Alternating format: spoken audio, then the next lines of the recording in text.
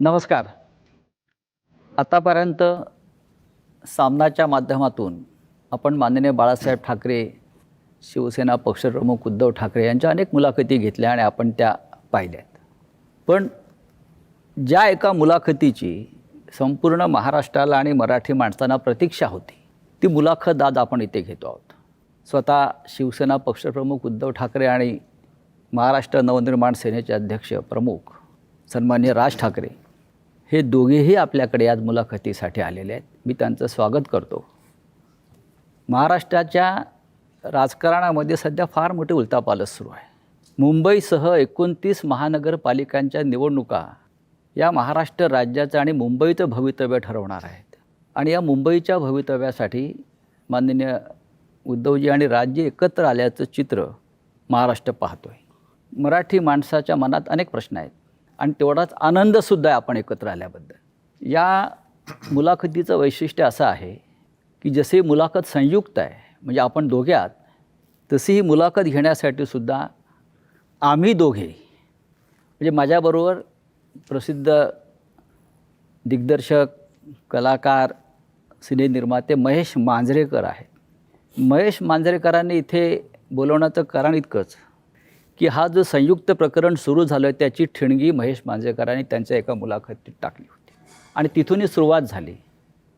त्याच्यामुळे मांजरेकरांनी इथे खास आमंत्रित केलं आहे. पण मांजरेकर इथे आज आहेत माझ्याबरोबर.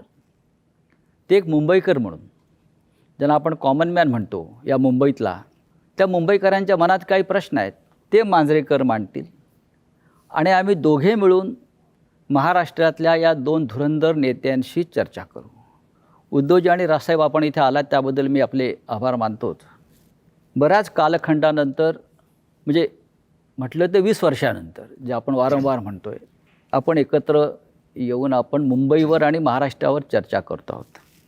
महाराष्ट्र या क्षणाची वाट पाहत होता आणि महाराष्ट्राच्या मनातला हा कॉमन प्रश्न आहे आणि तो दोघांनी त्याचं उत्तर दिलं पाहिजे. थोडक्यात की महाराष्ट्राला 20 वर्ष वाट का पाहावी लागली? मला असं वाटतं काही गोष्टी का घडतात, कशा घडल्या, काय झालं, मला असं वाटतं या गोष्टी आता सोडून दिल्या पाहिजेत.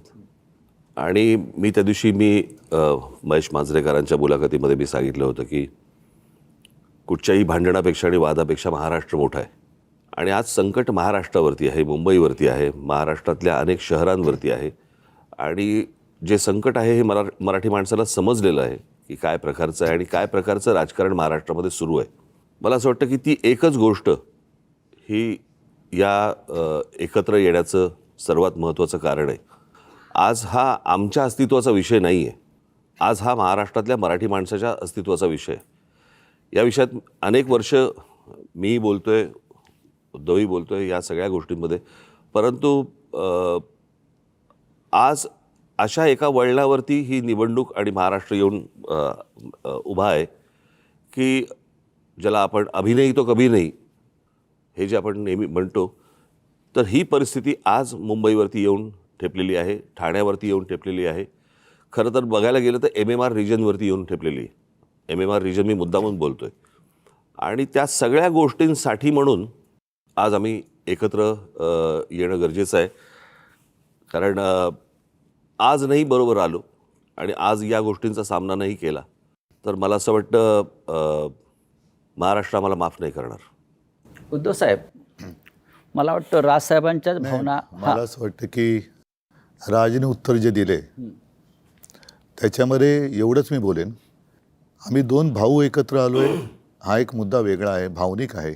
पण दोन भाऊ एकत्र येणं याचा अर्थ महाराष्ट्रातील प्रत्येक मराठी माणसाने एकत्र आलं पाहिजे. कारण महाराष्ट्र वाचवायचा असेल तर ठीक आहे, पक्ष, राजकीय मतं हे असतील, पण आपण मराठी आहोत, महाराष्ट्र आपला आहे आणि आपण जर एकमेकांमध्ये वेगळ्या चुली मांडल्या तर महाराष्ट्र तोडणारे त्यांची पोळी भाजून जातील. पण एक प्रश्न कायम सगळ्यांच्या मनात आहे गेल्या 50-55 वर्षापासून, तो आतापर्यंत. महाराष्ट्र वाचवण्यासाठी किंवा मुंबईसह महाराष्ट्राचं रक्षण करण्यासाठी शिवसेना प्रमुखांनी शिवसेनेची स्थापना केली आणि इतक्या वर्षानंतरसुद्धा म्हणजे संयुक्त महाराष्ट्राच्या लढ्याची उदाहरणं आपण नेहमी देतो, विशेषतः ठाकरे कुटुंब देत आलेलं आहे. मग राज्य असतील किंवा आपणही असाल की आतापर्यंत आपल्या प्रत्येक भाषणात हा विषय आला की संयुक्त महाराष्ट्र. तुम्हाला आत्ता या क्षणी संयुक्त महाराष्ट्राच्या वेळची परिस्थिती जाणवते का, की त्यावेळेला जसा मराठी माणूस मुंबईसह महाराष्ट्र राहण्यासाठी एकवटला होता, तेच वातावरण तुम्हाला आता दिसतंय का?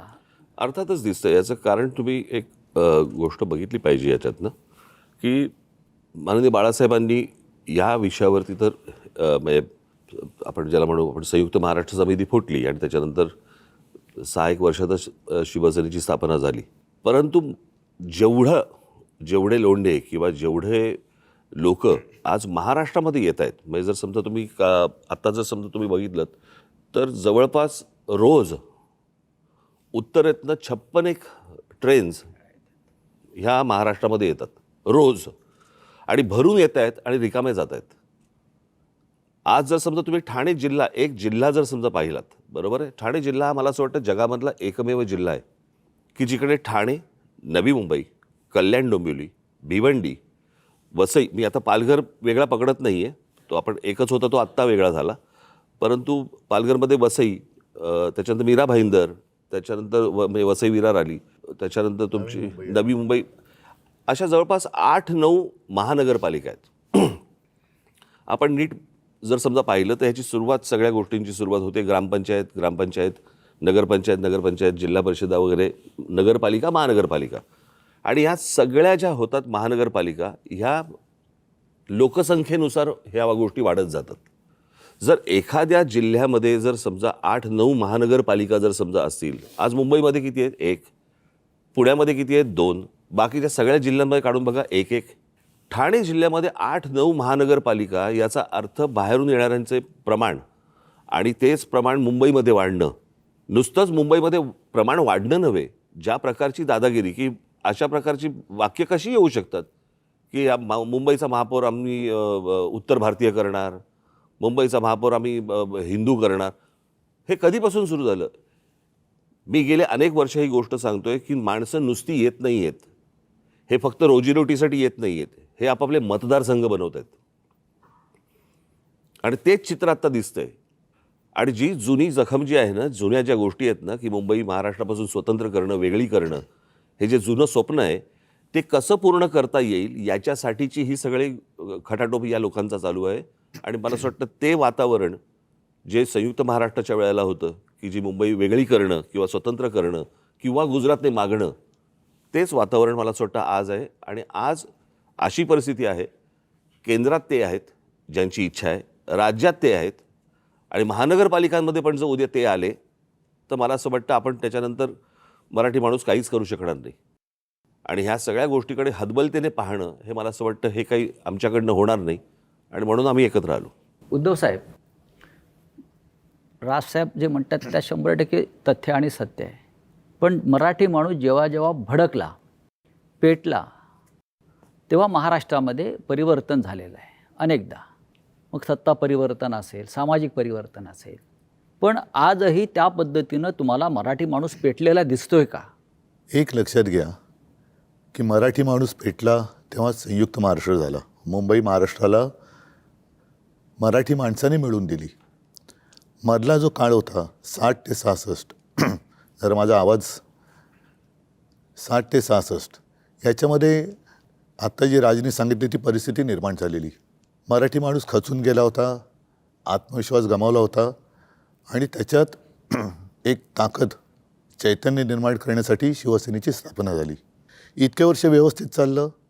आपल्याला सगळ्यांना असं वाटलं की आता हे काय पुढे कोण हिंमत करणार नाही. मात्र शिवसेना ज्या पद्धतीने त्यांनी फोडली, राजकारणामध्ये पक्षांतर होतात, इथली लोक तिकडे जातात, पण पक्ष संपवणं, पक्षाचं चिन्ह काढून घेणं, त्याची मान्यता जवळपास रद्द करणं, म्हणजे त्याचं अस्तित्व नष्ट करणं, जी मराठी माणसाची ताकद आहे ती तोडून फोडून टाकणं, हे काय दर्शवतं? म्हणजे ठीक आहे ना, मी मागे पण म्हटलं की युत्या होतात, आघाड्या होतात, आघाड्या तुटतात, युत्या तुटतात, पुन्हा मग ते पक्ष एकत्र येऊ शकतात, पण पक्ष संपवत आहे हा कोणता प्रश्न? पण त्यावेळेला सुद्धा राजसाहेब त्यावेळेला सुद्धा संयुक्त महाराष्ट्राची लढाई ही महाराष्ट्रातल्या मराठी माणसाविरुद्धच होती. राज्यकर्ते मराठीच होते आणि आताही राज्यकर्ते मराठीच आहेत. म्हणजे मराठी विरुद्ध मराठी. पण त्यांचे मालक जे आहेत त्यांच्याकडे ते नोकरी करतात. यातलं सांगू का, हे सगळे ससाणे आहेत. मालकाच्या हातावरती बसून पक्षी मारून आणणं हे ससाण्याचं काम असतं. इथे मालकाच्या हातावरती बसून आपलीच माणसं फोडणं हे आत्ताच्या लोकांचं काम आहे. म्हणजे स्वकीयांचा घात करणं हे फक्त पक्षांमध्ये नसून राजकीय पक्षांमध्ये पण तेच चालू आहे. आणि तीच कृती आत्ता सगळी सुरू आहे. आपल्याच लोकांकडनं ह्या गोष्टी करवून घ्यायच्या. कसं आहे, मराठी म्हणून तुम्ही एकत्र आलाच नाही पाहिजेत. आणि याच्यासाठी म्हणून मग जातीजातींमध्ये भेद निर्माण करणं, जाती एकमेकांच्या अंगावर ढकलणं, एकमेकांच्या उरावरती बसवणं आणि त्याच्यातनं भांडणं, वाद, मारामाऱ्या ह्या सगळ्या गोष्टी करवून त्यांना महाराष्ट्र हा एकत्र मराठी म्हणून असता कामा नये, याच्यासाठीचं हे सगळं अख्खं राजकारण त्यांचं सुरू आहे. आपण एकत्र आलेला आहात, महाराष्ट्राला आनंद झाला, मराठी माणूस एकवटला. पण भारतीय जनता पक्षाचे सध्याचे मुख्यमंत्री देवेंद्र फडणवीस म्हणतात आपल्या युतीविषयी, ही करप्शन आणि कन्फ्युजनची युती आहे. यांचा सगळ्यांचा डोलारा जो आहे ना, या सगळ्यांचा डोलारा हा नरेंद्र मोदींवरती अवलंबून आहे. बरं का, ही बसवलेली माणसं आहेत सगळी. ह्यातला बसलेला माणूस कोणीच नाही आहे. आणि बसवलेला जो माणूस असतो ना, तो फक्त धन्याचा ऐकतो, मालकाचा ऐकतो. त्याच्यामुळे मालक जे सांगेल त्याप्रमाणे काम करायचं, त्या सगळ्या गोष्टी करायच्या. त्याच्यामुळे मला काही त्यांच्या बोलण्याला काही लॉजिक आहे असं मला वाटत नाही. आणि भ्रष्टाचाराच्या गोष्टी तर फडणवीसांनी करूच नाहीत ना. ते बैलगाडी घेऊन गेले होते नाही का अजित पवारांच्या बाबतीत. कालच अजित पवार बोललेत ना. हो, अजित पवारांच्या बाबतीत बैलगाडी घेऊन गेले होते की हे पुरावे आम्ही घेऊन येतोय म्हणून. मग आता म्हणतायत की कोर्टात केस चालू आहे. अरे मग द्या ना ते पुरावे. कसं आहे, आपलं ठेवायचं झाकून, दुसऱ्याचं बघायचं वाकून, या लेवलला आता ते आलेत. तुमच्याकडे काय चालू आहे ते एकदा बघा. मी परवा दिवशीच्या पत्रकार परिषदेत म्हटलं नाही, या देशामध्ये कोणी राजकारणामध्ये सत्तेचा अमरपट्टा घेऊन आलेला नाही आहे.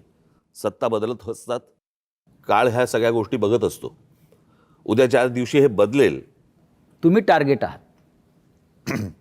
मुख्य लक्ष तुमच्यावर आणि तुम्ही टार्गेट आहात. कशावरती? म्हणजे ही चाटम मंडळी जी आहेत भाजपमधली, ज्यांना तुम्ही चाटम म्हणता, ते तुमच्या प्रश्नामध्येच उत्तर आलं ना. तर जसं कन्फ्यूज आणि करप्शनची युती म्हटलंय.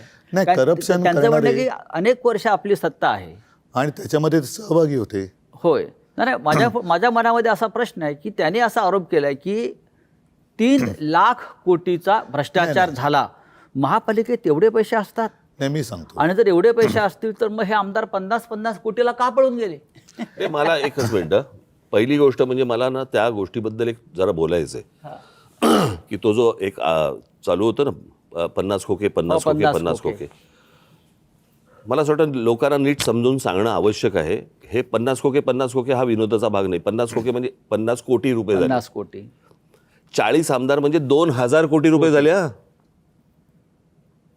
म्हणजे 40 आमदारांचे 2000 कोटी हे कुठून आले, कसे आले?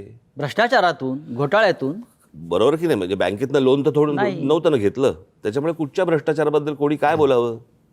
मला एक बेसिक, आता 3 वर्षामध्ये कॉर्पोरेशनची इलेक्शन झालीच नाही. आज जो हे चालू ना मुंबई, मग 3 वर्षात मुंबई धोक्यात नव्हती का जेव्हा इलेक्शन झालं? माझे एक मुंबईकर म्हणून मी आज जेव्हा घरातनं बाहेर पडतो ना, तर मला खरं सांगू तर मला लाज वाटते की माझी मुलं ह्या शहरात वाढणार आहेत. मी काही गोष्टी रेग्युलरली फॉलो करतो. आजचा एअर क्वालिटी इंडेक्स 183 आहे. ज्याचा आज मी भोगतोय. एक फुगा असतो की ज्याची कॅपॅसिटी एक आपण म्हणतो की तो एक पर्टिक्युलर ह्याच्यात तो फुटेल. तर जवळजवळ ह्या एका फुग्यात जवळजवळ त्याच्या 5 पट हवा भरलेली गेलेली आहे. माझा एक प्रॉब्लेम आहे की मुंबई डिकंजेस्ट कधी होणार? म्हणजे मी आता बाहेरचे लोंढे बोलतच नाही. एक मुद्दा सांगतो, विचारतो तुम्हाला. तुम्ही इतके वर्ष मुंबईत राहतात. माझा आणि राजचा जन्म मुंबईतला आहे. आज जेवढं प्रदूषण दिसतंय, हवेचा जो काही निर्देशांक वगैरे म्हणतोय प्रदूषणाचा, हा एवढा खराब कधी झाला होता का? ह्याचं कारण असं की आता यांची जी काय होर्डिंग्ज लागलेत, विकासाची गती नाही आहे, ह्यांची विनाशाची गती आहे. नियोजन शून्य विकास हे याचं कारण आहे. कारण तुम्ही जे म्हणताय ना, एक तर आओ जाओ घर तुम्हाला, इथूनच पहिली सुरुवात होते. त्याच्यानंतर साधारणतः आपल्याला नेमकं आज हवंय काय? आज जर का तुम्ही पाहिलं तर सगळीकडे रस्ते खोदलेत, जिथे जाऊ तिकडे रस्ते खोदलेत, मोठमोठ्या इमारती उभ्या राहिलेल्या आहेत. विकासाच्या नावाने मेट्रो असेल, काही ठिकाणी पूल असेल, हवेत. पण ते एका वेळेला सगळं तुम्ही काढलं आहे आणि त्यावेळेला मुंबईच्या खर्चाचा ताळमेळ हा बसवला गेला पाहिजे. मी मुंबईकर म्हणून मी तुम्ही म्हणतो, आपण सगळेच मुंबईकर आहोत. तुम्ही जो कर भरता त्याच्यासमोर तुम्हाला काय मिळतं? प्रदूषण. म्हणजे विकास तुमच्याकडे काय फार मोठा रस्ता आम्ही छान केला आहे, सरळ तुमच्या घरापासून हॉस्पिटलमध्ये जातो रस्ता, ह्याला मी विकास नाही म्हणत. हॉस्पिटल कमीत कमी असणं आणि आयुष्य चांगलं असणं हा विकास पाहिजे. माझं तर म्हणणं आहे, विकास नको आता. नाही, मुंबई ही विकास मानसिकता करण्याच्या लायकीची ही राहिलेली मानसिकता नाही. का झाली? कारण नियोजनशून्य विकास. आम्ही सुद्धा आज आमची जी होर्डिंग लागलेत, मी 12पासून लावतोय होर्डिंग. होय, हे आम्ही केलं आणि त्याच्याबद्दल मला अभिमान आहे आणि मला असं वाटतं मुंबईकरांना अभिमान आहे. मग त्याच्यामध्ये शाळेचा दर्जा असेल, पाण्याचा दर्जा असेल, किंवा आता कोस्टल रोड झालेला आहे. कोस्टल रोडसुद्धा हा आपण केलेला आहे. पण वाटेल तिकडे, जसं आता मी कलानगरला राहतो आहे, वेडेवाकडे उड्डाण पूल, आता तिकडे आणखीन एक वॉकर ब्रिज करतायत. कोणासाठी करताय? कशासाठी करतायत? आणि संपूर्ण धुळीचं आणि सिमेंटचे कणस आपल्या फुफ्फुसामध्ये जात आहेत. मी तेच म्हणतो की आता विकास करण्यासाठी जागा नाही राहिली मुंबईला. म्हणजे कार्बन डायऑक्साईडचं प्रमाण 1 किलोमीटर मागे Mumbai is the highest in the world. म्हणजे आपण जो श्वास घेतो त्याच्यातनं आपण कार्बन ऑक्सिजनपेक्षा जास्त कार्बन. याचं मूळ कारण असं आहे की एक तर चाललेल्या काय ज्याला विकासाच्या नावाखाली ज्या काही गोष्टी सुरू आहेत त्या, आणि दुसरं म्हणजे मुंबईमध्ये, ठाण्यामध्ये, पनवेलमध्ये, नवी मुंबईमध्ये तुम्ही जर सगळीकडे आपण जर गेलो, प्रचंड मोठ्या प्रमाणावरती रिडेव्हलपमेंट सुरू आहेत. झाडं तोडतायत, झाडं तुटतायत, रिडेव्हलपमेंट सुरू आहे. डोंगर कापतायत. आणि काय होतं की ह्या सगळ्या ह्याच्यामध्ये आपल्याकडे ना डीपी बनतो पण टाउन प्लॅनिंग होत नाही. मी माझी काही भाषणं दाखवीन की जी साधारणपणे 2008ची वगैरे भाषणं आहेत, 2009ची भाषणं आहेत, की ज्यावेळेला मी पुण्यात जात असे आणि पुण्यातले माझी भाषणं आहेत की मुंबई खराब व्हायला एक काळ लोटला, पुणं ते बघणार नाही, पुणं लवकरात लवकर बर्बाद होईल. नाही, मी पुण्याला शिफ्ट झालेलो की मध्ये असं विचार केला मुंबई कंजेस्टेड, पुण्याला शिफ्ट झालो. नाही, पुणं तर पण बर्बाद. 6 महिन्यात परत मुंबईला आलो मी. आणि म्हणजे काय माझं म्हणणं, आता लोंढे आले राहू दे की आता मुंबई करत आता आले, आत्ता तरी थांबवायची गरज आहे. दोन्ही गोष्टी मूलभूत ज्या गोष्टी आहेत ना, जसं मी काही बातम्यांचे हे घेऊन आलेलो आहे. आता मुंबईमध्ये कांदळवन आहेत. कांदळवन साधारण कुठे होतात? समुद्र आणि खाडी जिकडे असते तिकडे. नाही, म्हणजे त्यांना समजेल असं म्हणजे मँग्रोव्ज. मला माहिती. हां, म्हणजे मराठीत सांगायचं तर मँग्रोव्ज. तर विकासाच्या नावाखाली ते मँग्रोव्ज कापणार. आता साधारणतः एक कायदा असा आहे की जेवढी झाडं तुम्ही तोडाल तेवढी झाडं तुम्ही लावली पाहिजेत. आता मुंबईची मँग्रोव्ज जी समुद्र किनारपट्ट्यावर आहे ती कापल्यानंतर, तोडल्यानंतर तुम्ही कुठे लावली पाहिजेत? तुम्ही पुण्याला गेलात, चंद्रपूरला गेलात, मुंबईतल्या कांदळवनाची भरपाई हे चंद्रपूरला करणार. ह्या विकासाचा कसा काय उपयोग होणार आपला? आतासुद्धा मी 2017चा माझा महापालिकेचा वचननामा पाहिलात तर मुंबईला पाण्यासाठी गारगाई आणि पिंजाळ ही 2 धरणं आपण बांधायचं वचन दिलं होतं.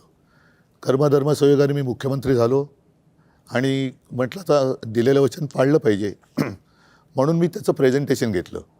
तेव्हा माझ्या लक्षात एक धक्कादायक गोष्ट आली की गारगाई आणि पिंजाळ करायचं असेल तर जवळपास 6-1 लाख झाडं कापावी लागतील. म्हणजे जंगल पूर्ण नामशेष करायचं. साधारणतः ज्याला कॅचमेंट एरिया म्हणतो तिकडे हा सगळा पाऊस पडतो, तो एरिया तुम्ही नष्ट करणार म्हणजे पर्यावरण खतम करणार. आता ते खतम केल्यानंतर जो काही खर्च होणार तो खर्च केल्यानंतर आपण पुन्हा पावसावरती अवलंबून राहणार.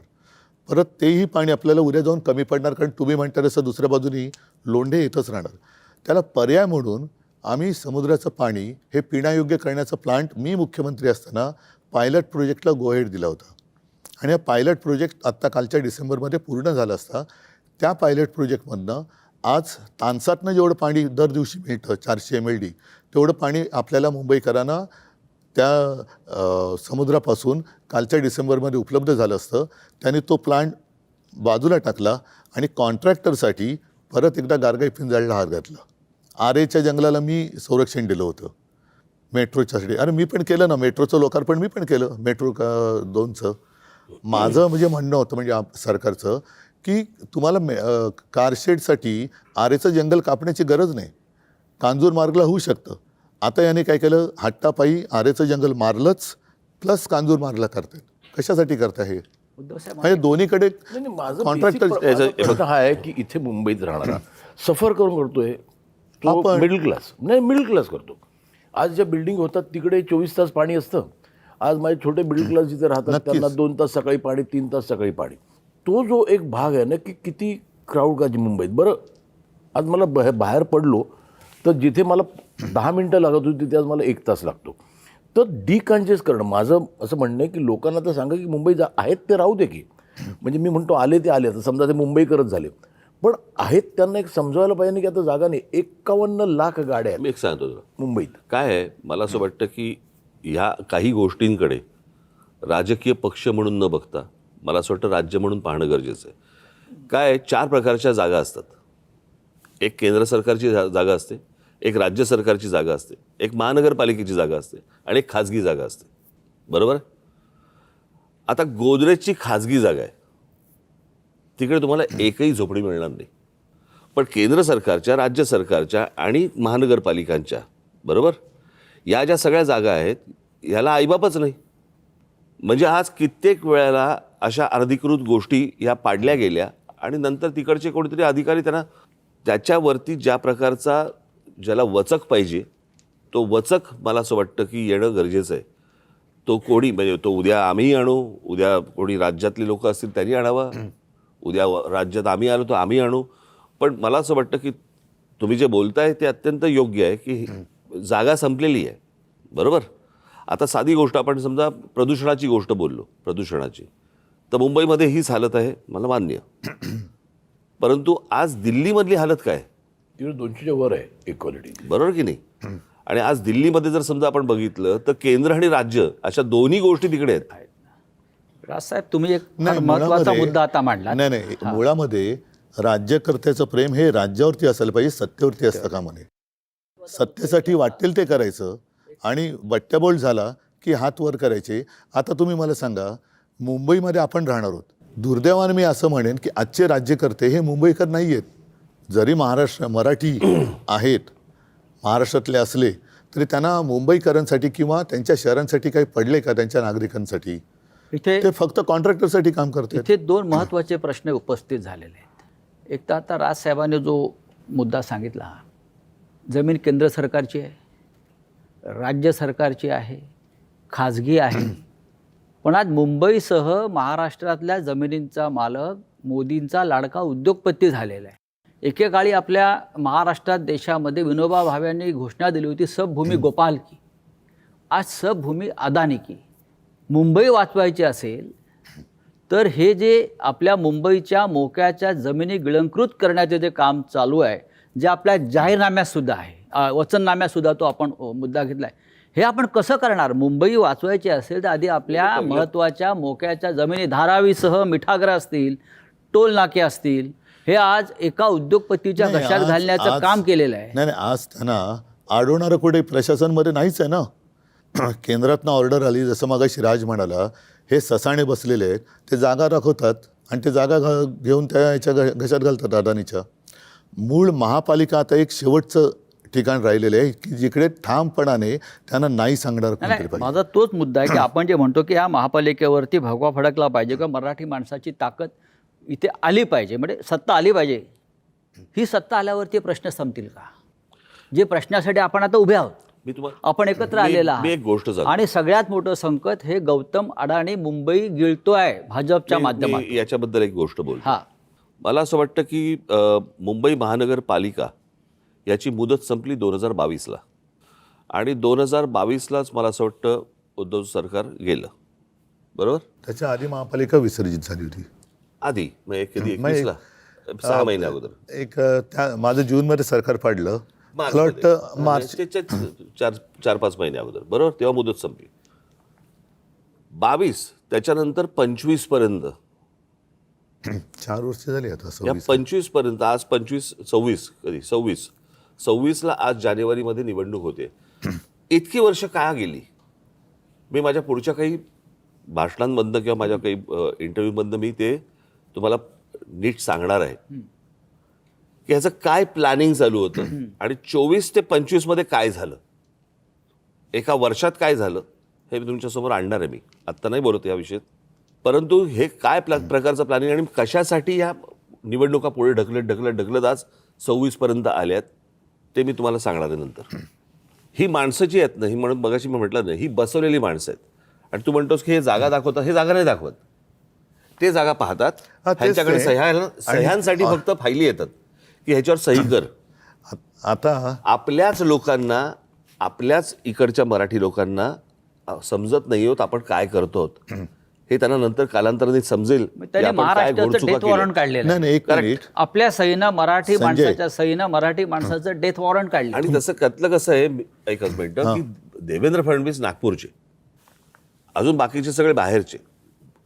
मी एकदा ना, एकच गोष्ट म्हणून सांगतो, मी एकदा स्वित्झर्लंडला गेलो होतो. आणि स्वित्झर्लंडला गेल्यावरती मी तो देश पाहत होतो. आणि तो देश सगळे काय गाड्या फिरत आहेत, सगळ्यांकडे उत्तम नोकऱ्या आहेत, सगळे सुंदर रस्ते आहेत, उत्तम निसर्ग आहे, सगळं व्यवस्थित छान. तो सगळा देश पाहताना मला पहिला मनात प्रश्न आला, इथला विरोधी पक्ष काय करतो. हो. म्हणजे निवडणुकीच्या तोंडावरती काय सांगतो तो, की मी तुम्हाला हे देईन, मी तुम्हाला ते देईन, मी तुम्हाला त्या कल्पनेच्या बाहेर होतो मी. बरोबर आहे. मुंबईमध्ये मुंबईकरांना काय पाहिजे हे मला असं वाटतं मुंबईत तुम्हाला तिथे जन्माला आल्याशिवाय कळणार नाही. बाहेर येऊन ज्यावेळेला तुम्ही ती एखादी गोष्ट बघता, शहर बघता किंवा एखादा देश बघता ना, तुम्हाला समजणारच नाही तिथले प्रश्न काय ते.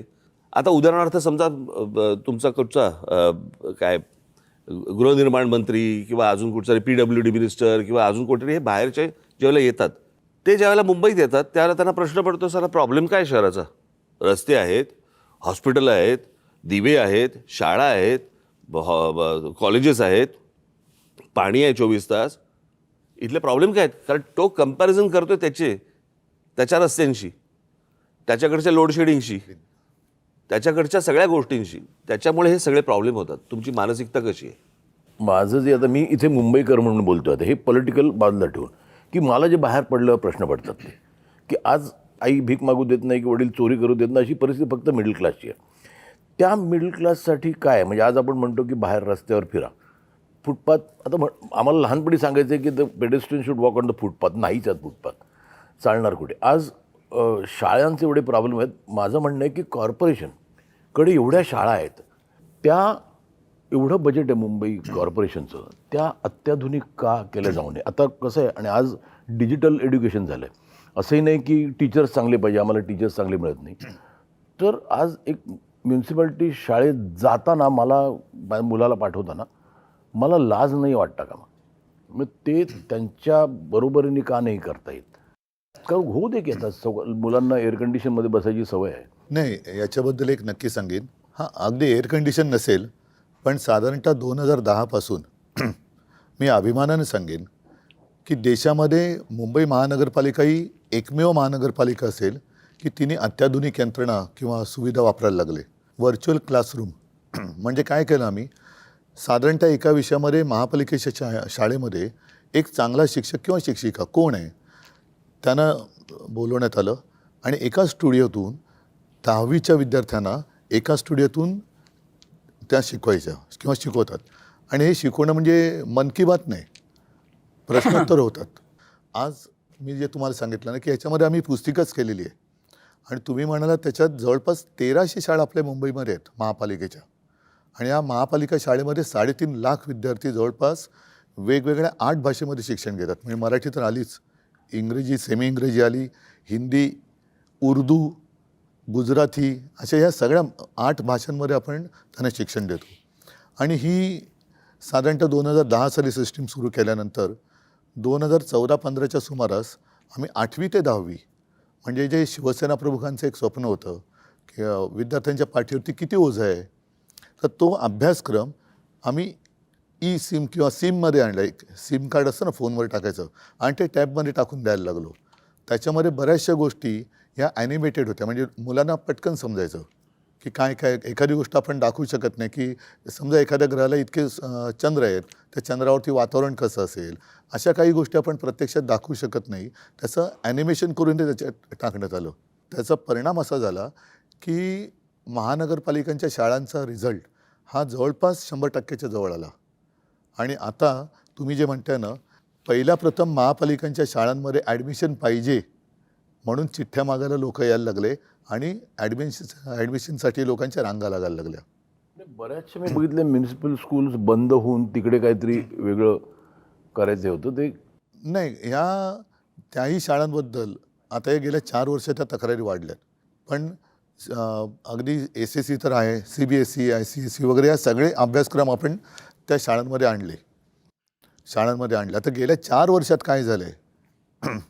माझ्या माहितीप्रमाणे उद्धव साहेब, मुंबईत ते लोन आलं काय माहीत नाही, पण विदर्भातल्या काही सरकारी शाळा गौतम अडाणींना दिलेल्या आहेत. चंद्रपूर, गडचिरोली. नाही, का तसं म्हणजे आपलं महाराष्ट्राचं शिक्षण खाते इतकं सक्षम नाही. नाही, आपण मुंबईपुरतं बोलताना नाही सांगतो ना, हां. ह्या सगळ्या गोष्टी गेल्या मी तर म्हणेन 4 वर्षात जास्त प्राधान्याने देण्याचं हे ठरवण्यात आलं. म्हणजे चंद्रपूरमध्ये एक शाळा दिली त्यांना. एक दिली, आता एक वरून पुढे जातील ना ते. ही आता सुरुवात मुंबई आहे. महापालिकेमध्ये सुद्धा जर त्यांचं येणार नाही म्हणा सत्ता, पण हे मग सगळं त्यांचं खाजगीकरण करतील. हॉस्पिटलचं खाजगीकरण करतात, ते आपण रोखलेलं आहे.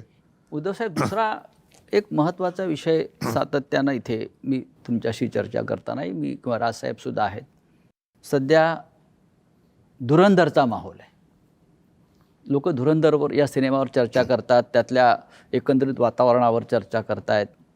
मग मुंबईत रेहमान डकेत कोण आहे किंवा धुरंधर कोण आहे? आपण दोघे या राज्याच्या राजकारणातले धुरंधर आहात. पाब्लो एस्कोबार पण शोधला पाहिजे. हा, शोधला पाहिजे. मी तुम्हाला तेच सांगतोय की आज मुंबई, ठाणे, नाशिक सारख्या शहरामध्ये अंमली पदार्थ म्हणजे ड्रग्स, विविध प्रकारचं ड्रग्स सहज उपलब्ध आहे. ठाण्यामध्ये परवा 5.5 कोटीचं मॅड्रेक्स पकडलं ठाण्यात. साताऱ्यामध्ये ड्रगची फॅक्टरी डेप्युटी CMच्या दारात पकडली. मुंबईमध्ये काल 2.25 कोटीचं ड्रग्स पकडलं. हे चित्र या महाराष्ट्रात यापूर्वी कधीच नव्हतं. आणि हे सगळं ड्रग्स गुजरातच्या मार्गे, मुंद्रा पोर्ट जे अडाणींचं आहे, हे चित्र तुम्हाला महानगरपालिका आहेत, प्रत्येक ठिकाणी महानगरपालिका आहे, हे चित्र गंभीर नाही का? ह्या सगळ्या गोष्टींच्या महानगरपालिकांशी संबंध काही नाही. पहिली एक गोष्ट लक्षात घेतली पाहिजे आपण.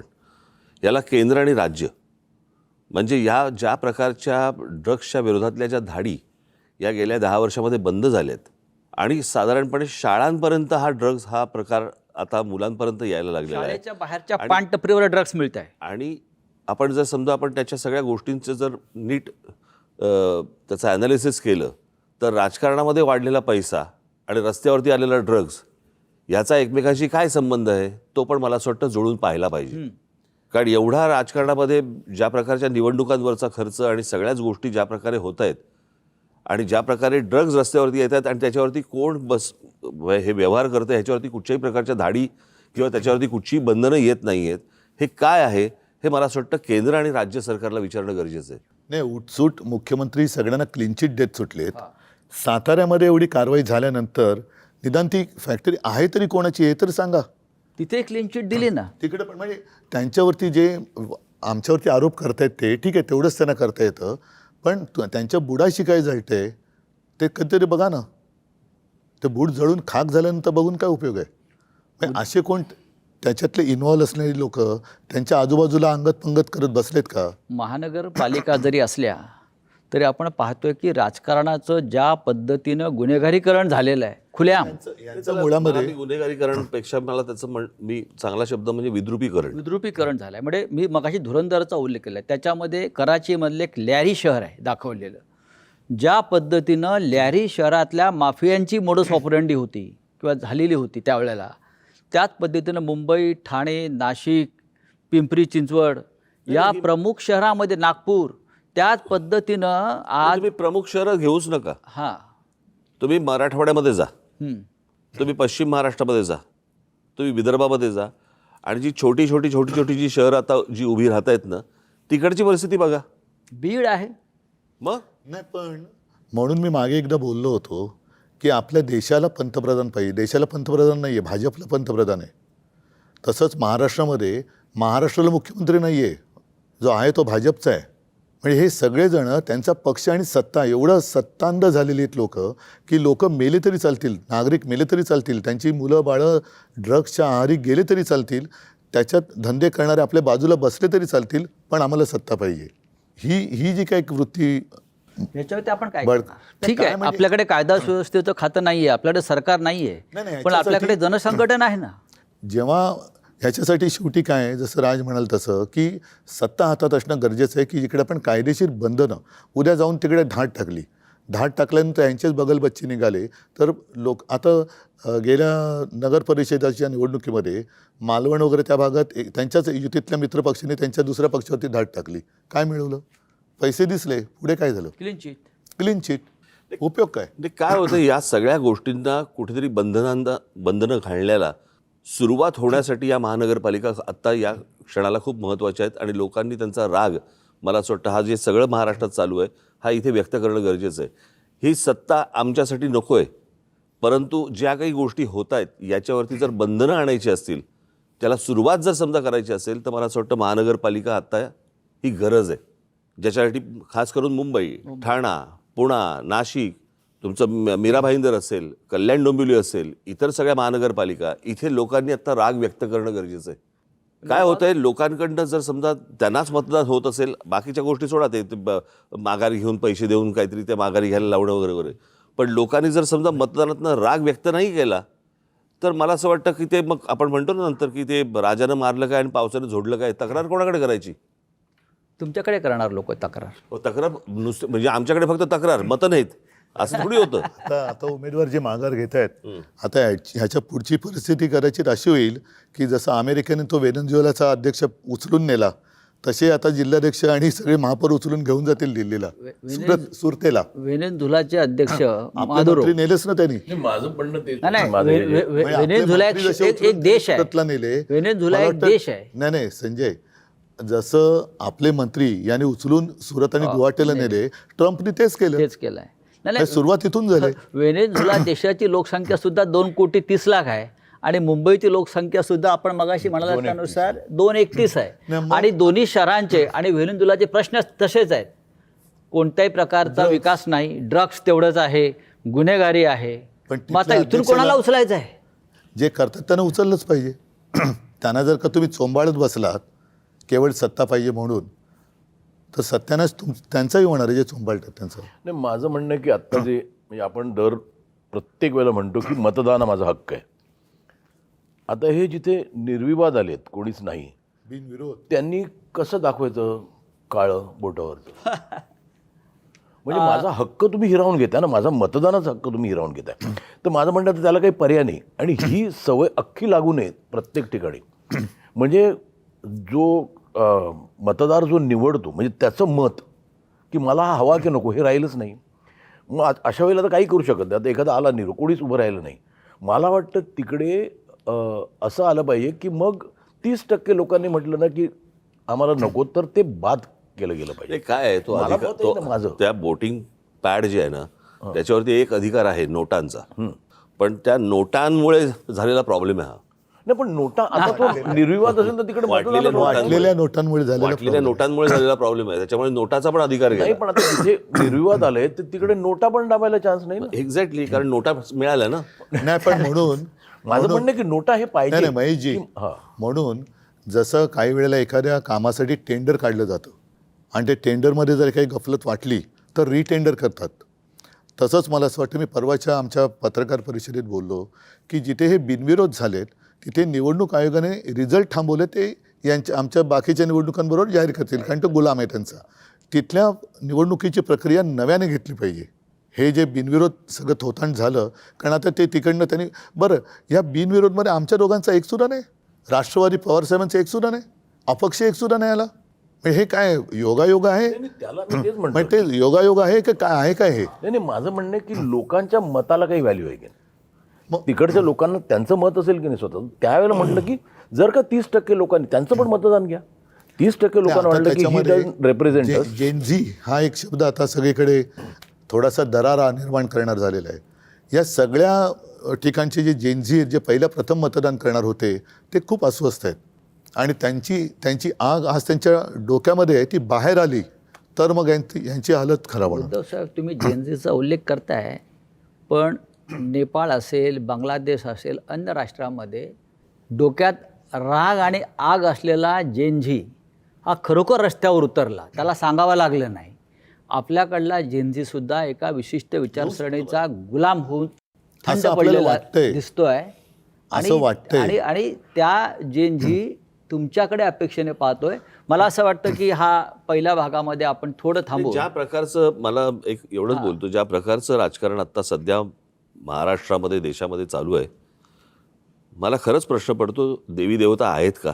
आणि आहेत तर ते फक्त हे का बघत बसलेले आहेत? आणि एवढे 33 कोटी एवढे जर आहेत तर ते काय, हे या सगळ्या गोष्टी का बघत बसलेत?